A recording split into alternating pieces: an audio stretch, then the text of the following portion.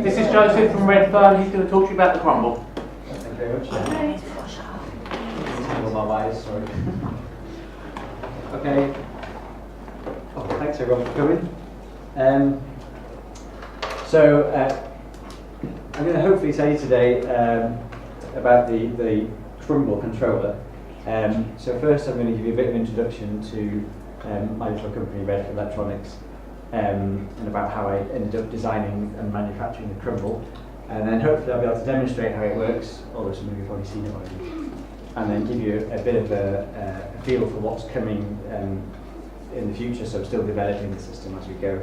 And then hopefully at the end we'll have time for a few questions.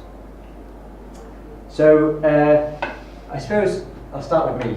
So when I was young, I was always interested in science and technology and electronics. You've lost your screen. What's that? You've lost your screen. I've lost my screen. It's like switching itself. Okay. And when I vaguely remember actually when I was young, I never really distinguished between those things. It was just one big blob of sort of stuff.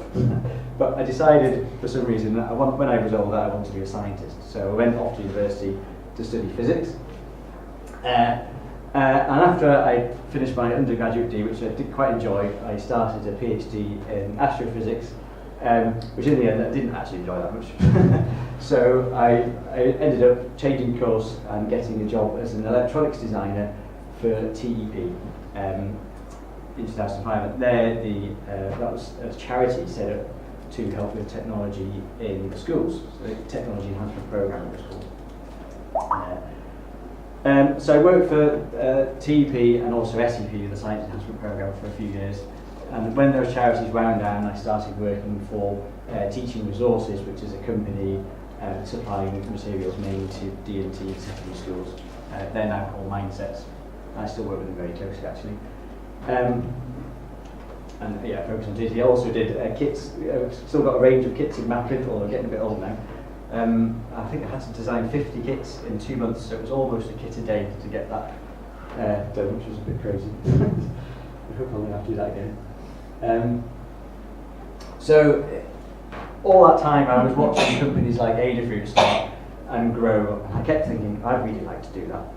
So I never found time on the side while I had a job to actually do anything. There was always too much going on. So we always joked that I needed a clone. So we started a clone project. That's my son there, geek in training. And at the time we lived in Belfast. My partner Helen was a postdoc in astrophysics, and she had a job there in Queens. But once we had Theo, we settled down and we decided to return back to the mainland. So we moved back to Norfolk, where we could actually afford to buy a house, and we had some relatives there as well, so that's all right. So at that point in my life I thought, well, I've got dependents now and mortgage, surely this is a good time to quit my job and start a company. So that's what we did in 2011. So mainly we started off still doing design work, things for Mindsets and a few of the customers, but started experimenting with making electronics, specifically surface mount electronics. That's an example of a little data logger I made a few years ago. But we were doing it all manually by hand, so I don't know how many are familiar with the process of surface mount stuff, but basically you have this solder which comes in a gooey paste form, and it's actually tiny solder balls in a flux, and you squeegee that over a stencil, and that deposits solder paste on the PCB in all the right places, and then you place all the surface mount components on and put the whole thing in an oven to heat it up enough to melt the solder. And that was quite good for a while, until we ended up doing more and more assembly, and before you know it, we were spending more time with our little pair of tweezers than anything else. So it was getting a bit desperate at some point, so we started looking around for a machine to do this for us. And eventually, just in time, we found this machine on eBay, and this is a little-ish, it's quite big, but a benchtop pick and place machine that was only £500. And it did all the things we needed to do. So I thought, right, we'll just go and get it. It said it was last seen working, had lots of accessories with it, used a floppy drive, as most of these machines seem to do. So I got in a van and we went to pick it up. However, it didn't work.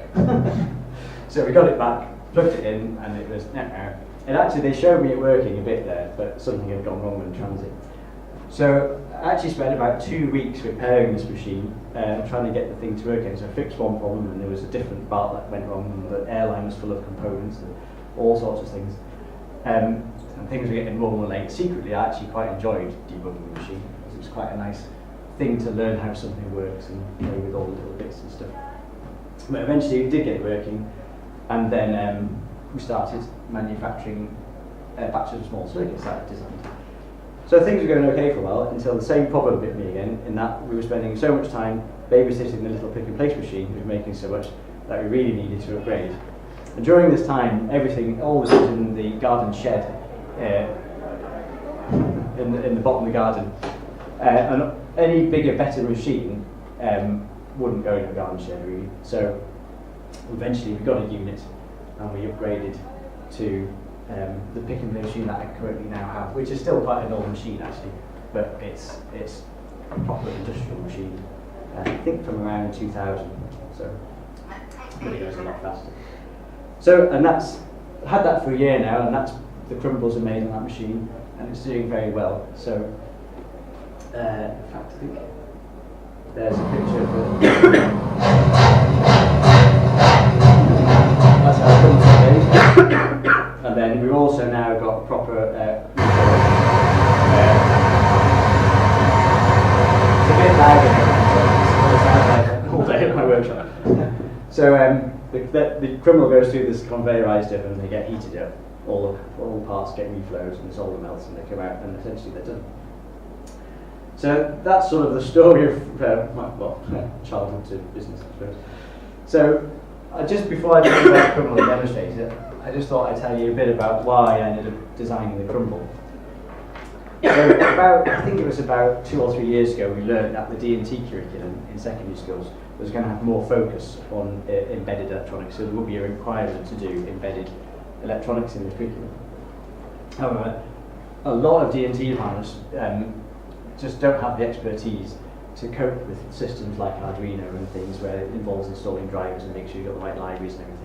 So we realised they definitely want something that you can plug in and it works and it doesn't sort of go wrong. Especially in short lessons where you need, by the time you get everything out, you just need it to work, otherwise you lose your lesson. So that was sort of the design requirements of the crumble. So in the end, I ended up using a built-in USB driver instead of a separate USB driver. So it uses the, I don't know how many you know, but there's a driver, several drivers in Windows already in the operating systems. And one of them is called a HID driver, and that's the driver that your mouse and keyboards use. And so it uses the same driver, so you don't have to install that when you install the software. It uses a standard micro USB cable, so there isn't like an expensive proprietary cable, and something that everyone might have anyway. The software, I tried to make it as cross-platform as I could. So it's written in Python and WX Python, which means theoretically it runs on Windows, Mac and Linux. At the time I was writing it, I was running out of time, so the poor Linux version got slightly pushed to the side temporarily while I finished the Windows and Mac version, but it's still live and everyone keeps asking me about it now, so I think the pressure is almost finishing. So here's the crumble. So it's a small circuit board. With all the parts I described on. The main intelligence is that little black square there, that's it's a PIC microcontroller. And that does all the thinking, the USB connection, controls all the motor drivers and stuff. USB connection. It has 2 motor drivers built onto the board. So this was another thing that was sort of fairly important for D&T specifically, because they like to use motors in their projects to get motion and stuff. So to have the drivers built on it and not be an extra expense was an important thing. And then the middle connections there are just generic inputs and outputs. So they could be LDRs or switches or LEDs, if you small LEDs to power. And then the top pads are all for power. So actually both sides are power. So if you put power in one side, you can take it out the other. It's just a direct connection across the top. And you'll see why, hopefully, when I demonstrate it. So the software is heavily inspired by Scratch. So you can see, hopefully, if someone's used Scratch before, it should be fairly simple for them to just get going with the software. And even Scratch is quite intuitive anyway, so even if you haven't used Scratch, it's quite good. I personally prefer this kind of thing to flowcharts sort of systems, which I've sort of developed a little bit in the past. It changed again. Yeah, so at the time of developing it, actually, there was I think Scratch 2 was out, but the source code wasn't released, so I ended up starting from the beginning to develop the software. But that has allowed me some certain flexibility in how the device gets programmed and how the feedback comes back, and it's all very, very streamlined and simple.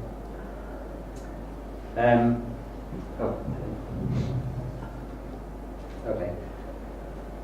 So the connections can be made using just standard crop clips, so that they just sort of, your crocodile clip you can just clip into the hole, and that's really good for experimenting. So if you just want to play with different devices, you can pull things off and put things on, disconnect the power, and it can be it's really quick to change everything around.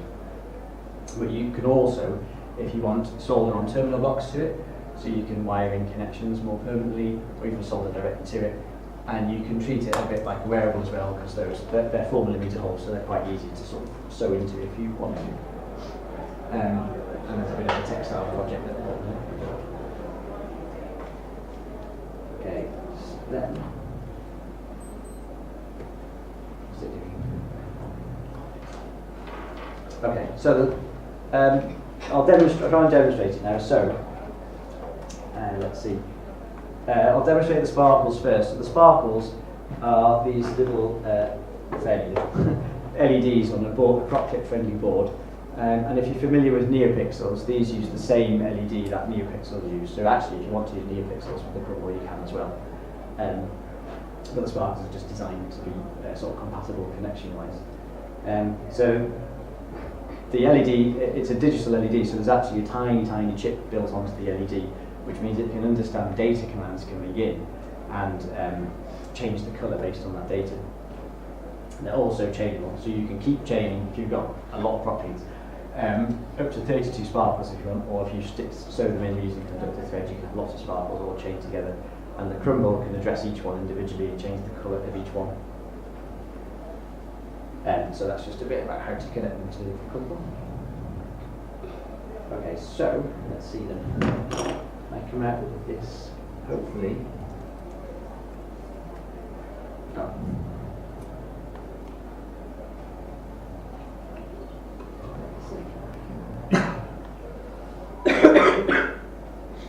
Desktop 6. Sorry.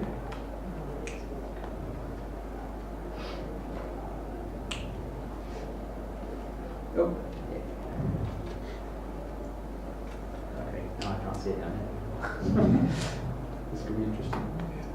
Okay, so there's the software. So you open it up and it just comes up ready to use basically. So then if I get a Crumble and a USB cable and plug it in.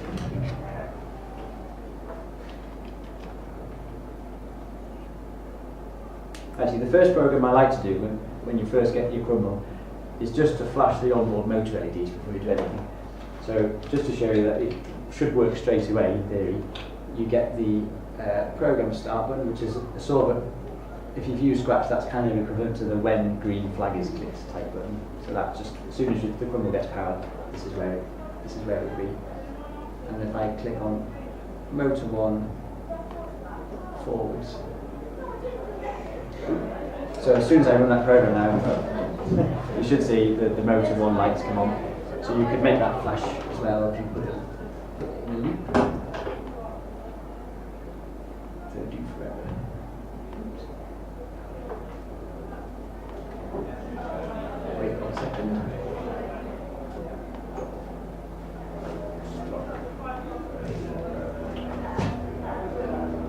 Flash. So hopefully now, so it should start flashing now.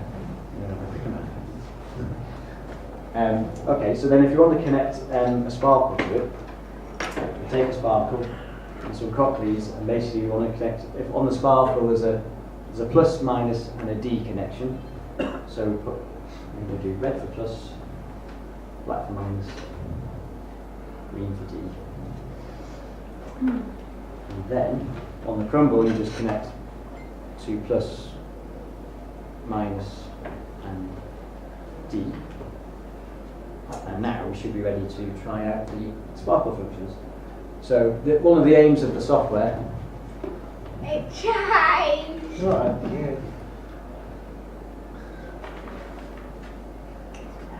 One of the aims of the software is to make sure everything's just there. So you don't have to import any libraries or anything like that. Everything should hopefully just work as soon as you connect it. So you can see there's some basic sparkle commands here. There's a few extra ones if you go into the sparkle as well. So if I just say set sparkle 0 to red, I'll get rid of my orbit. Run the program. Oh, I'm missing one thing. You need to connect batteries.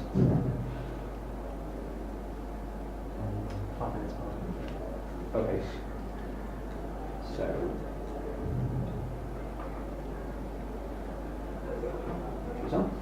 So now when I run the program, then sparkle goes red. So then you can do all sorts of interesting things with this. So you can chain up to 32 sparkles together, or if you don't want to use all those properties, you can get hold of LED strip that uses the same LEDs, just like NeoPixels, and connect these in the same way. So if I connect to minus, plus, and data, then, well, just as a test, we can run the same program, and we should get one LED there. Then if I select, well, just do a test. I can say set them all red. And run that. They all red. Or we get a bit more fancy, maybe use a bit of maths and say, okay, we're going to do a loop. Let's see. There are 30 sparkles on here. Do loops 30 times. And then use my fancy set sparkle command. So this means set sparkle and the 0 is actually the position. But what I can do is put a variable there. So I put X into there. And then let's say increase X by 1. And then you can change the colours of the sparkles with this command here. It's basically red, green, blue. 0 is off, so that would be black actually. And 255 is fully on. So if I say, let's see, use a maths operator and say, we're going to do X times, let's say it's 6. Close enough. And then maybe I'll do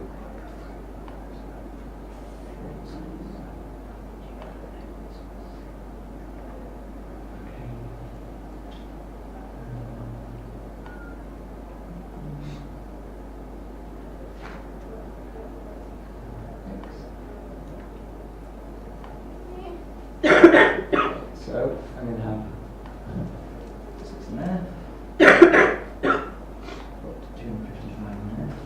So what should happen now when I run this, it should run through the loop, and then depending on the position it should be red at the bottom and fairly all blue at the top. So run that, and we get that. Yeah, that's good. So if you've obviously got more time, then you can do animations, and you could maybe make this a big thermometer, so you have a temperature sensor, and depending on what temperature you could raise and lower it, strength meter, those things. Is there provision to build your own functions in this program? Not at the moment, no. No, it's what you see is what you get at the moment. There's an actual underlying text-based language underneath the blocks. And in theory, in the future, you could define a block with some text-based language here. Okay. So, let me get back to my...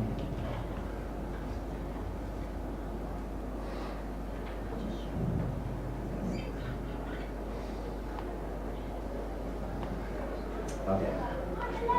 So motors connect in a similar way, so they connect to plus and minus at the bottom directly, and I won't program it because I don't run out of time. But these two robots basically use both that. So this is something a D&T teacher's designed, which is quite nice.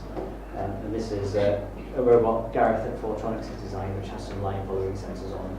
And I put a little program in here to detect when it reaches the edge of the table, it gets scared, and it should retreat when it gets there. And turn.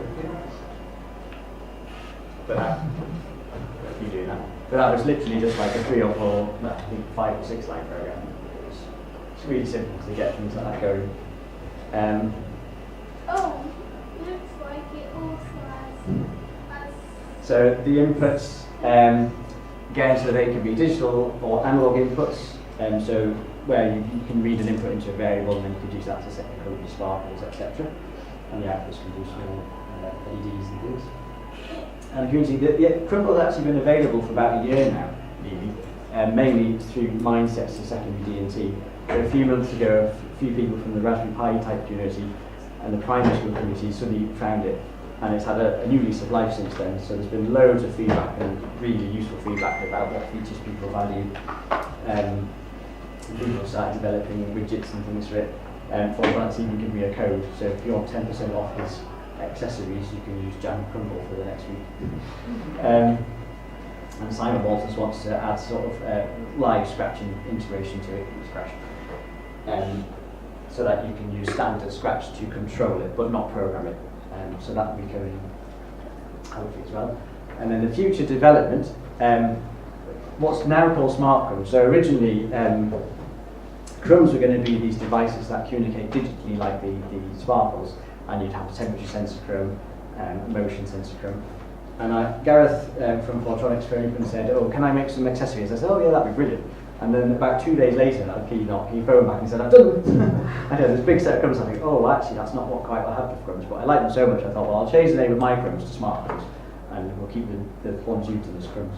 So there's more smart crumbs coming, and the software, the next version of the software, is hopefully going to have native servo control in there to control position servos, and capacitive touch as well, so be able to touch croc leads and it react to that, and symmetric functions like a random function. And hopefully soon, it does run on the Linux and the Pi. There's a couple of issues with the Pi, but hopefully there will be a download for that in the next few weeks, fingers crossed. Okay, so I think, is that A couple of minutes for questions. a couple of minutes for questions, yeah? Yeah.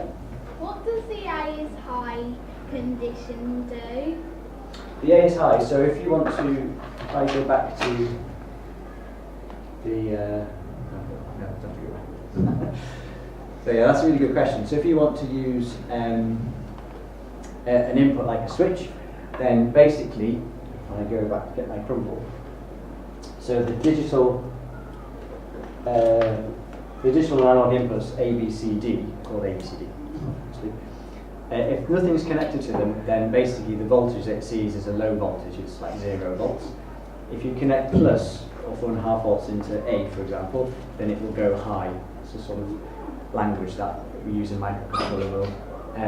So if you want to test to see if a switch has been pressed, you would say, you would use, or wait, let's say you wanted to wait until the switch has been pressed, you would use a wait until A is high. So then if you had a switch from A to plus, when you pressed it, that would carry on running the program after that command. Yeah. Any more questions? Yeah? So this longevity is written by you, it's not based on Blockly or anything? No, so when I started it, I think Blockly was around actually. I don't know, for better or worse, I decided to do it myself. So that has advantages and disadvantages. I think it's quite lightweight in a way. It's written in Python, although it's not the fastest language, but it means that it's quite portable and quite easy to maintain. And obviously I know the code because I've written it all. So it took a long time to write. Probably using Blockly would have been faster, but yeah, so it's customized. Cool.